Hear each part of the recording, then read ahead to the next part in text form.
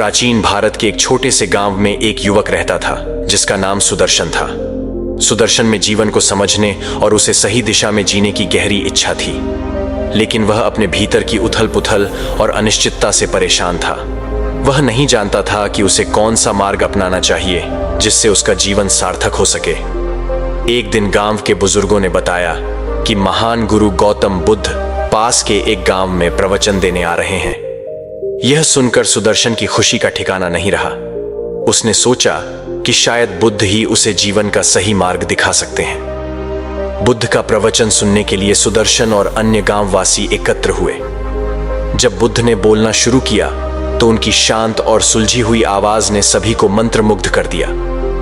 उन्होंने बताया कि जीवन में दुख का मूल कारण हमारी इच्छाएं हैं, इच्छाएं जो हमें बंधनों में बांध देती हैं और हमें असंतोष की ओर ले जाती हैं। उन्होंने बताया कि सही मार्ग वह है जो हमें इन बंधनों से मुक्त कर सके। सुदर्शन के मन में यह बात गहराई से बैठ गई, लेकिन फिर भी वह चिंता में था। प्रवचन के बाद उसने बुद्ध से व्यक्तिगत रूप से मिलने का निश्चय किया।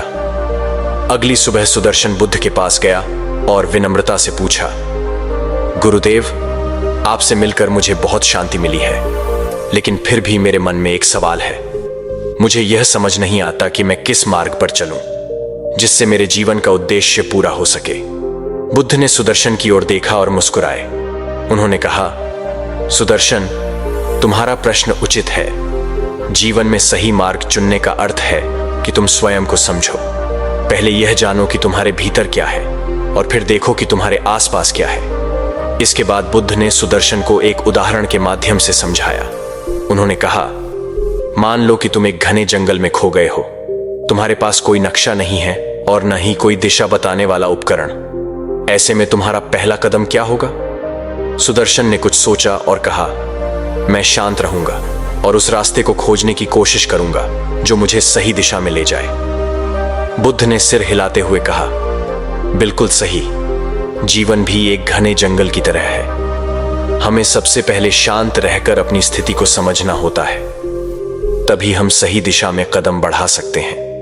उन्होंने आगे कहा, तुम्हारे भीतर की शांति और संतुलन ही तुम्हें सही मार्ग दिखाएंगे। बाहरी परिस्थितियां चाहे कितनी भी कठिन क्यों ना हो, अगर तुम्हारे भीतर शांति है तो तुम सही निर्णय ले सकोगे। सुदर्शन ने बुद्ध की बातों को गहराई से समझा। उसने महसूस किया कि जीवन में सही मार्ग की खोज के लिए उसे अपने भीतर झांकना होगा। उसे अपने विचारों, इच्छाओं और कार्यों पर ध्यान देना होगा।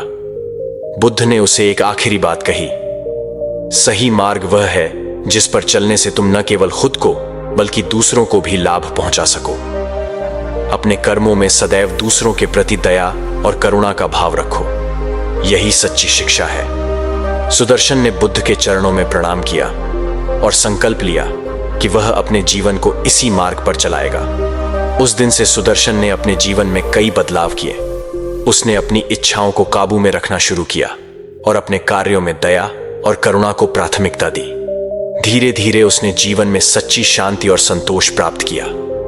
गांव वाले भी सुदर्शन के बदलाव को देखकर प्रेरित हुए। उन्होंने भी बुद्ध के उपदेशों को अपनाया और अपने जीवन में सच्चे मार्ग पर चलने का प्रयास किया। समय बीतता गया और सुदर्शन अब एक सफल, शांत और संतुष्ट व्यक्ति बन चुका था। उसने अपने जीवन का उद्देश्य पा लिया था और अब वह दूसरों को भी सही मार्ग दिखाने में मदद करता था। सच्चा मार्ग वही है जो हमें भीतर की शांति और दूसरों के प्रति करुणा की ओर ले जाए। जब हम अपने अंदर शांति और सद्भावना रखते हैं तो हमें सही मार्ग अपने आप मिल जाता है और तब हमारा जीवन न केवल हमारे लिए बल्कि दूसरों के लिए भी सार्थक हो जाता है। दोस्तों, उम्मीद है कि आपको इस कहानी से एक अच्छी सीख मिली होगी।